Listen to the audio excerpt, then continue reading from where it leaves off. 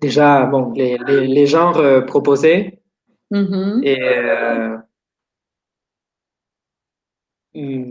voilà. Finalement, j'ai choisi le conte nouvelle, Oui, mais parce que peut-être c'était, et, je sais pas, on avait travaillé la typologie textuelle. oui, J'ai eu plus d'idées de comment aborder ce texte euh, dès le départ. Peut-être avec les autres, et je- c'est juste que, oui, d'accord. Bon, là, pour ce texte, accusation de fraude massive, oui, le premier, et on ne voit que le titre ici. Après, il y a le site pour aller voir le texte. On voit déjà cette forme. Nous avons parlé tout à l'heure de la structure formelle du texte. Et oui, déjà, le fait qu'il y ait un titre et un chapeau nous donne une idée du type de texte dont il s'agit. Non? C'est un texte qui va être informatif et peut-être argumentatif aussi. Ça dépend de la place que va prendre l'émetteur du texte. C'est lui qui, l'auteur, l'émetteur du texte, s'il va donner simplement une description des faits sans donner de, d'avis personnel ou par contre, s'il donne son avis, si c'est un avis qui va servir à argumenter en faveur de… Déjà, le fait de parler d'accusation de fraude massive parle d'un texte, on nous fait penser à un texte où l'auteur a son opinion. oui, bien sûr. Mais attention, parce que ce qui va neutraliser cela, c'est le fait de le mettre entre guillemets. Le fait de mettre cela entre guillemets, c'est peut-être qu'il va, euh, c'est de l'intertextualité, il va faire participer dans, euh, dans la, pardon,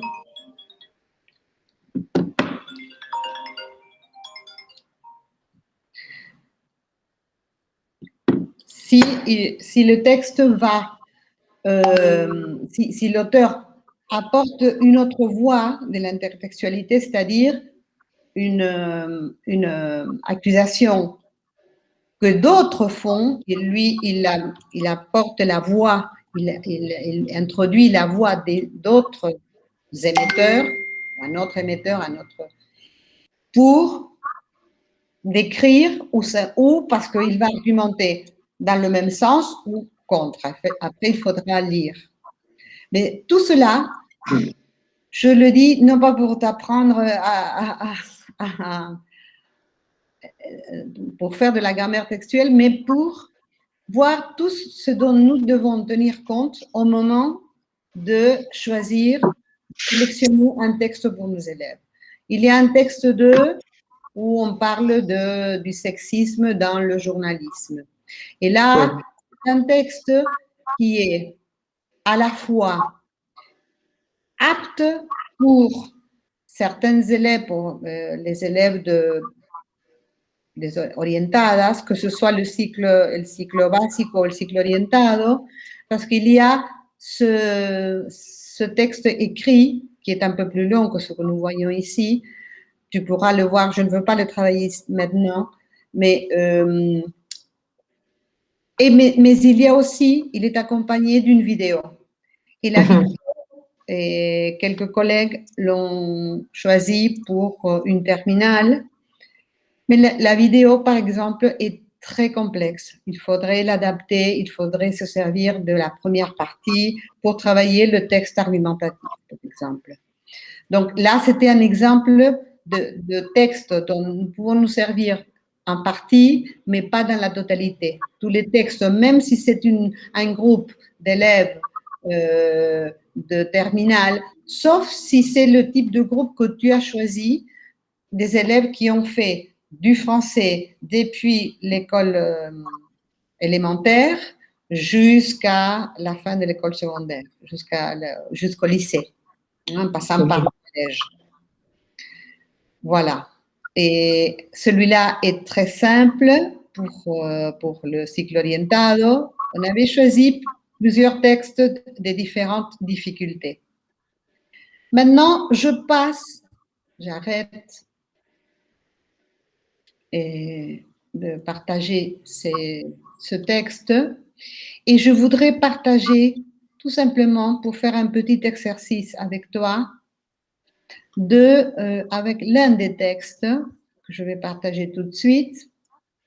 C'est le vaccin est-il la solution? Je ne sais pas si tu te souviens de ce texte-là. Tu as pu le... Je ne l'ai pas lu en détail, mais je l'ai vu voilà, parmi les possibilités. Bon, Ok. voilà. Ce texte est composé d'une vidéo, c'est-à-dire c'est la présentation d'une émission sur le Covid et le vaccin, si c'est une bonne solution ou non. Mais tu vois que la longueur est d'1h31 minutes 47 secondes. Ouais. Déjà, c'est un texte à éviter. C'était un exemple pour dire ce texte tel qu'il est, ce texte oral, on ne peut pas s'en servir. C'est inutile de travailler ce texte. Par contre, pour un niveau de tercer año, s'ils ont fait de primer año hasta tercero, cuarto o quinto, depende de qué se quiera ver, on pourrait travailler ce premier avis, c'est-à-dire participation par rapport à la vidéo. Et là, est-ce que tu veux, je te laisse 2 minutes pour que tu le lises et que tu me dises qu'est-ce que tu pourrais focaliser si on te demandait de travailler ce texte. C'est vrai que tu n'as pas choisi, mais si tu, par rapport à la longueur, par rapport au sujet, par rapport à tous les éléments lexico, morpho, grammaticaux, si la difficulté intéresse pourquoi ou non, pourquoi oui, pourquoi non, et pour un groupe et quel serait ce groupe, pour essayer de pratiquer ce travail de déconstruction qu'il faut faire à partir d'un texte. Maintenant, il a été choisi. On te l'impose. Le manuel que la direction du lycée où tu travailles te dit, il faut travailler ce texte. Comment ferais-tu? Lis-le et quand tu auras quelques idées, on revient à... Ok.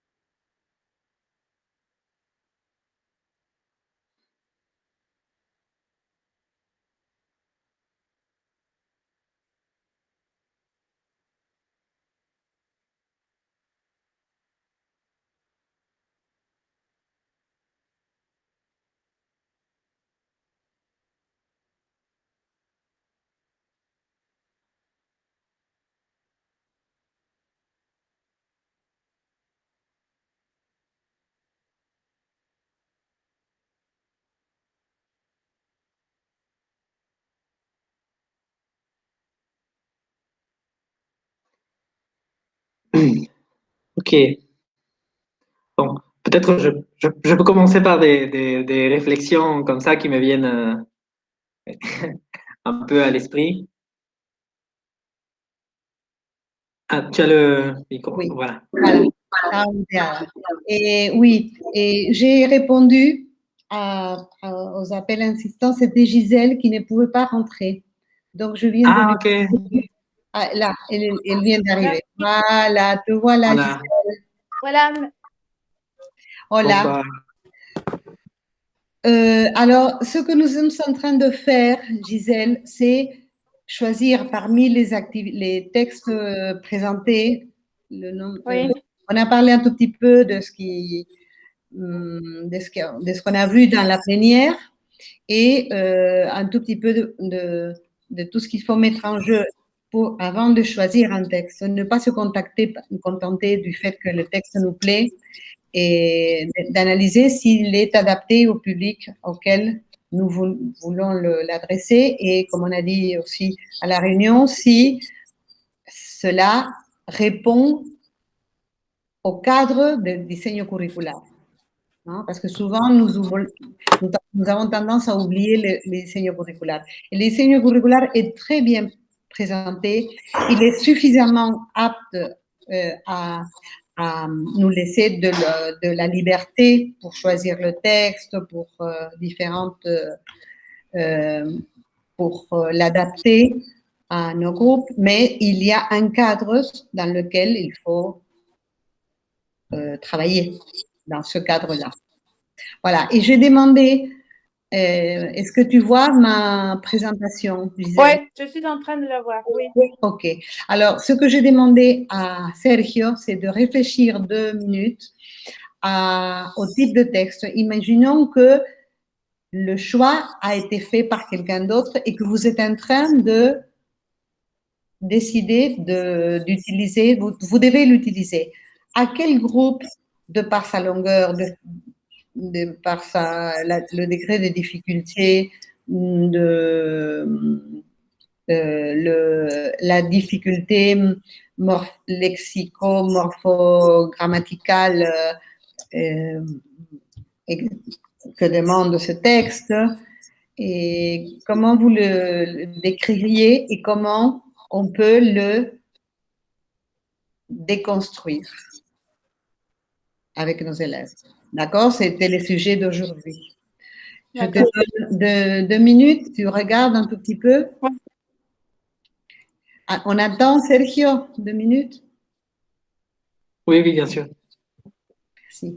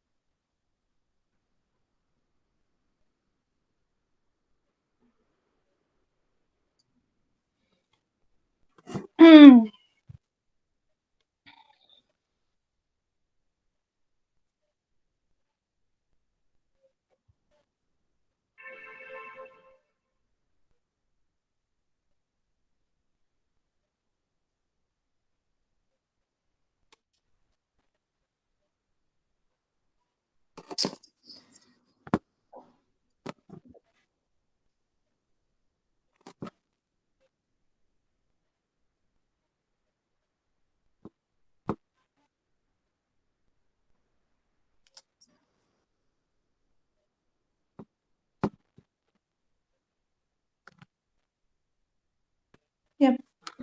D'accord. Mhm. Bien. Alors, Sergio, tu veux commencer puisque tu as eu l'occasion de... Qu'est-ce que tu penses? Si tu veux, hein? Oui, oui, oui, ça va. D'accord. Bon.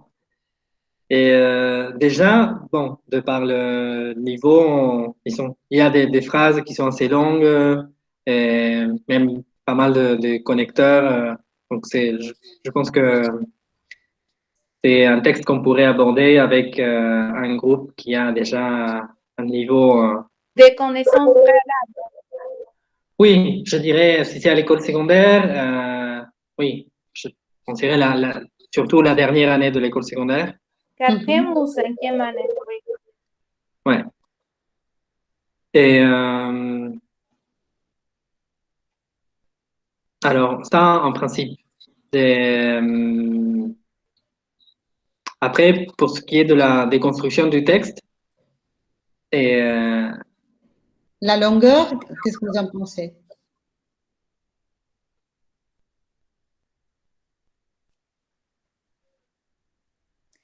C'est pas la question de la longueur, c'est une question de, disons, de complexité lexicale, je pense, à mon avis. Voilà, justement, j'ai choisi ce texte pour montrer que la longueur, ce n'est pas un texte long, hein, qu'on peut. Par contre, Non. c'est un texte assez compliqué. On ne pourrait pas travailler un texte de cette Ouais. taille avec des élèves, comme vous l'avez bien dit, de primero, segundo año, hein. Peut-être tercero, ça dépend du parcours qu'ils ont fait avant. Mais c'est vrai que longueur et difficulté, il n'y a pas de rapport. C'est un texte, des fois, la longueur d'un texte simple est inefficace. Ce texte pourrait être très efficace avec cette longueur et avec ce niveau de difficulté. Oui, j'ai interrompu. Je vous écoute. Par rapport à la forme,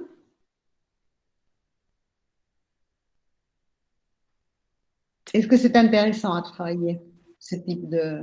Qu'est-ce que c'est comme genre? oui, bon, ça c'est des commentaires, des réactions à une publication, à un article. Bon, dans ce cas, c'est une vidéo. Mhm. Oui, Donc, c'est la des réaction commentaires des lecteurs. Oui. du lecteur. Oui.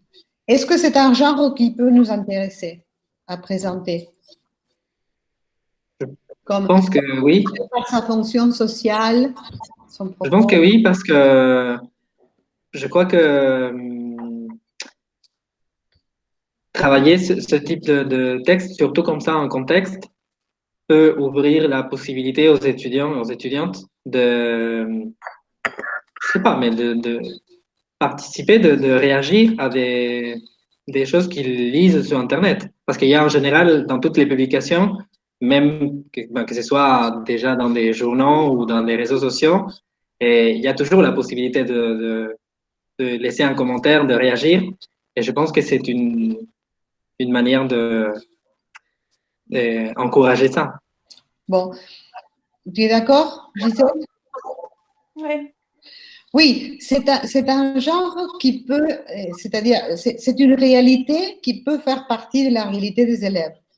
Regarder sur Internet une vidéo et vouloir répondre à des commentaires, faire des commentaires euh, spontanément ou répondre à notre commentaire. Donc, c'est la lingua en uso, ce que nous avons vu tout à l'heure.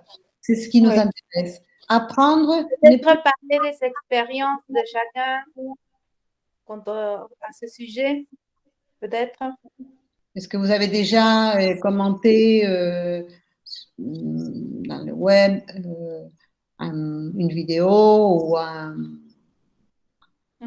une émission, un reportage on va confondre reportage avec interview. Une interview, un reportage, voilà.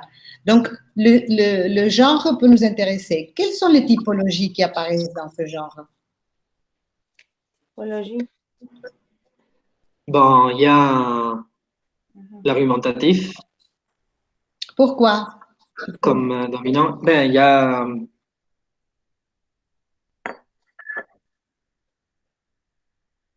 Il y a de la description. C'est informatif.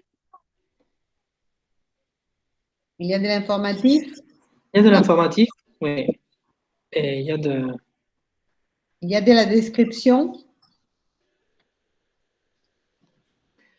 Et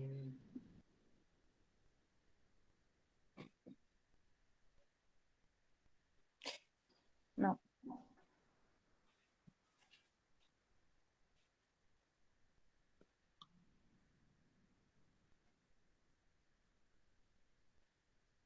Très peu. un peu, oui, non, très peu. Très peu.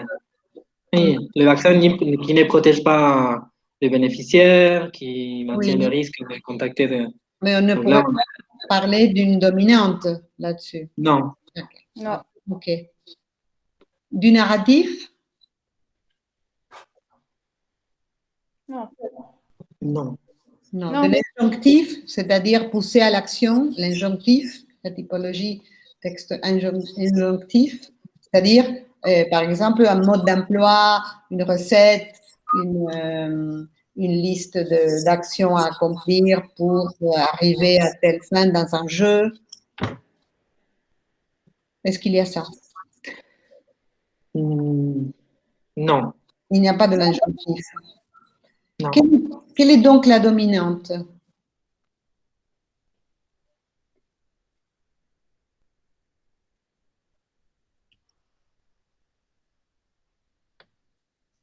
Quel est l'objectif de ce texte? Alors, en principe, moi, je dirais que c'est argumentatif. Oui, pourquoi? Parce que, bon, déjà la structure, je sais que ça fait plutôt partie du genre, pas de la typologie textuelle. Mais, Mhm. et, euh, mais, voilà, il y a une prise de position et il y a voilà, une prise de position qui est défendue, il y a des arguments qu'on peut identifier et qui sont voilà, structurés. Après, je pense que ça c'est intéressant aussi de. Je sais qu'il y a des théories qui abordent justement l'idée qu'il y a une dimension argumentative au-delà du type argumentatif, n'est-ce pas? Et il y a toujours, n'est-ce pas, Dans cette tout- intention de faire adhérer à ce qu'on dit, etc. Et que les autres types, les types, même les types narratifs, les types descriptifs, peuvent aussi être en fonction Exactement. d'une Oui, volonté oui, d'argumenter. exactement. Mais ça fait partie de, d'une analyse textuelle, d'une grammaire textuelle qui va au-delà de ce que nous allons travailler avec nos élèves. C'est très bien de connaître, d'être formé à ça, mais cela ne va pas rentrer en jeu pour ce genre de texte. Parce que sinon, il faudrait dire que dans le diseño curriculaire, il faut travailler des textes argumentatifs depuis le début. Quand on présente un texte descriptif, un texte, c'est vrai qu'il y a toujours une volonté même avec un texte informatif, il peut y avoir une macro voluntad de argumentar en favor de algo. Le choix du thème, le choix de ce que le fait d'avoir choisi un tel sujet à décrire ou à présenter, à informer, et c'est déjà une prise de position. Oui. Oui, très bien, c'est ça. Mais ici, à ce niveau-là, c'est aller un peu trop loin pour nos élèves. Donc, d'après ce que vous venez de dire, déjà, le texte est un texte qui est à dominante argumentative parce que, bon, il y a des éléments, non seulement il y a des idées, mais il y a des éléments morphosyntaxiques qui le montrent. Je vais vous demander lesquels. Mais cela prouve que si c'est un genre, la typologie argumentative, et le genre, c'est donner son opinion, présenter son point de vue, faire un commentaire à partir d'un débat, peu importe si c'est oral, à travers une vidéo, une émission ou un débat en présentiel. Et c'est déjà adressé à un public de première ou terminale, de cuarto au quinto, déjà, parce que le Mhm. système curriculaire Ouais. ne le prévoit pas avant. Donc, ce texte, même si les élèves avaient une formation depuis l'école élémentaire et ils sont en collège, en tercer año, ou non, en collège, non, en début du lycée, tercer año, et ce n'est pas intéressant parce que le diseño curricular ne le prévoit pas. D'accord? Donc, déjà, et c'est vous montrer comment le cadre du diseño curricular doit nous guider. Après, le type de texte et notre intention avec un tel public défini. Ici, nous faisons à l'envers parce que moi, j'ai choisi le texte, je vous l'ai imposé et vous décidez à quel public. C'est le chemin à l'envers. Mais normalement, et dans la pratique, c'est à l'envers. C'est vous qui décidez, vous cherchez ayant décrit le public et les besoins que vous avez.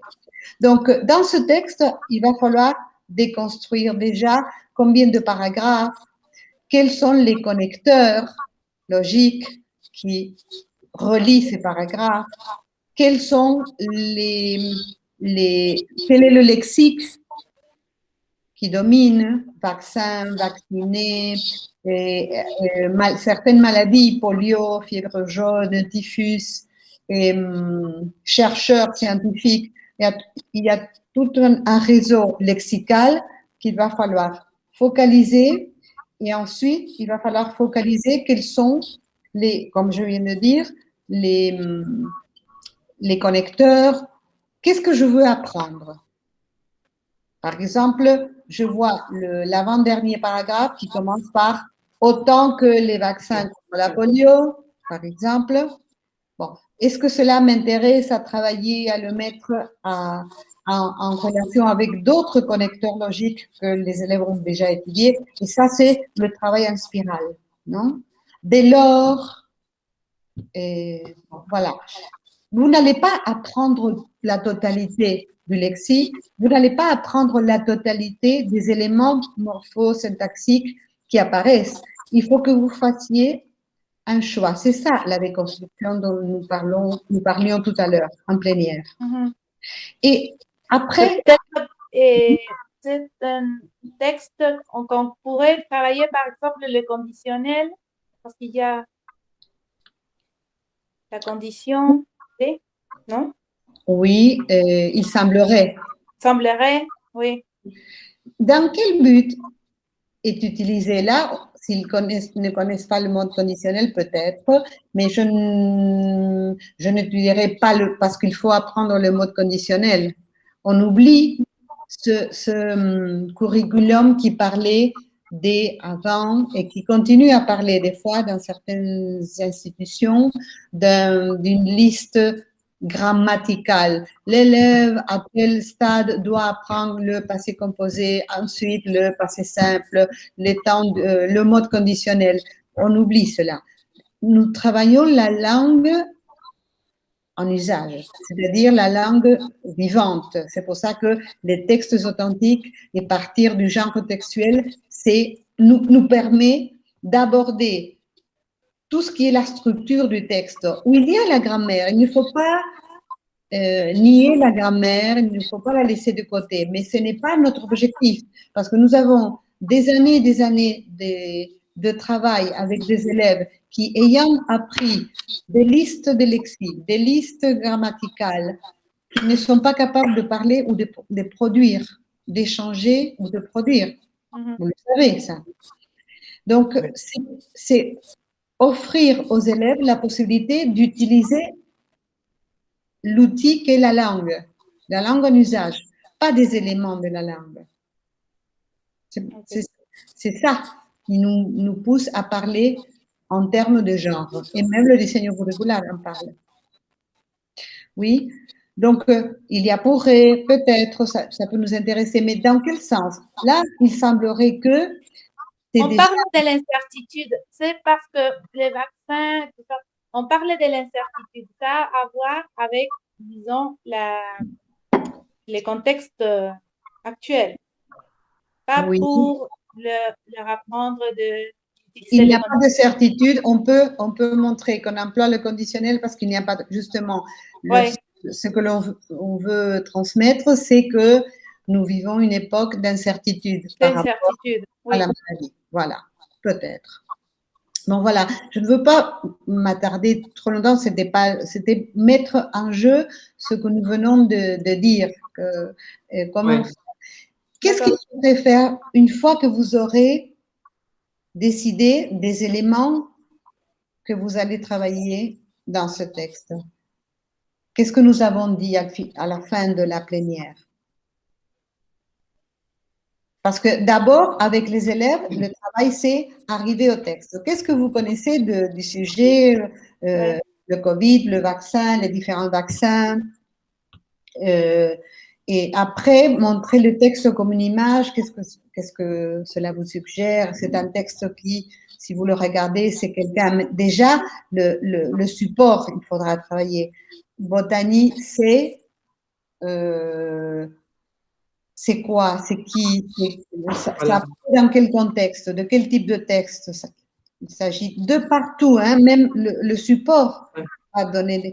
Voilà. Une fois que vous aurez fait ça et que vous avez déjà décidé préalablement quels sont les éléments morphosyntaxiques et lexicaux que vous allez travailler pour les aider à produire après un autre texte du même type, du même genre, qu'est-ce qu'il faut faire? Il faut décider comment l'aborder. Par où commencer? Oui, comment l'aborder? Oui, d'accord, mais c'est ce que nous avons, oui, c'est le premier stade en parlant justement en faisant appel à tout ce qu'ils connaissent déjà de ce genre de texte, du sujet et toutes les hypothèses qu'ils peuvent faire là-dessus. Montrer que quand ils lisent, c'est ce que nous avons dit en plénière, quand ils lisent un texte en espagnol, et si ce n'est pas l'espagnol leur langue maternelle, mais la langue de scolarisation, ils ont une autre langue, le quechua, je ne sais pas, une autre langue, un élève étranger. La langue maternelle, c'est l'italien, et qui est scolarisé en Argentine, à Buenos Aires. Et de par sa langue maternelle, sa langue de scolarisation, souvent c'est la même, ou l'apprentissage d'une autre langue. Et quand ils sont en la langue qu'ils manient, ils font des hypothèses quand ils sont dans la vie quotidienne. Ils font des hypothèses sans se rendre compte, comme M. Jourdain qui fait de la prose sans le savoir, ils font des hypothèses. Ils font des hypothèses sur le type de texte. Il faut activer chez eux cet outil qu'ils possèdent et dont ils ne sont pas conscients pour qu'ils l'utilisent. Et ils lancent des hypothèses sur le type de texte, sur ce que va dire le texte, sur le type de phrases qui vont apparaître dans le texte, sur le lexique qu'ils connaissent avant et qu'ils peuvent dire que va apparaître. Donc, tout cela, c'est une manière de rentrer. Mais une fois qu'on a décidé avec eux, avec cette interaction, de ce qui va être travaillé, il faut systématiser. Tout ce qui est élément nouveau, il faut le systématiser par des exercices, Là, c'est le moment de systématiser, de faire appréhender que l'élève incorpore tous ces éléments nouveaux. Et il faut avoir, c'est ce dont a parlé Monica Andolfo tout à l'heure. Et il faut avoir de l'évidence. Il faut savoir être sûr, nous, avant de passer à la production, être sûr en tant qu'enseignant que les élèves ont compris et se sont appropriés de ces éléments nouveaux. Donc, faire des exercices et appliquer à d'autres contextes, mini-contextes, à l'oral, à l'écrit, pour être sûr qu'ils manient, qu'ils ont incorporé ces éléments nouveaux. Après, on va les guider pour la production. Mais il faut se méfier très fortement de notre tendance que nous avons tous de dire « Ah, j'ai montré le conditionnel ou j'ai montré ce connecteur logique, comment on l'emploie, à quoi il sert dans 2 exemples et je pense que l'élève va l'utiliser dans notre contexte. » Non, ça... Il faut pratiquer, il faut qu'il pratique la langue. Moi, ce que je fais, bon, pas en pandémie, mais quand ils étaient en classe, et par exemple, un jeu de rôle.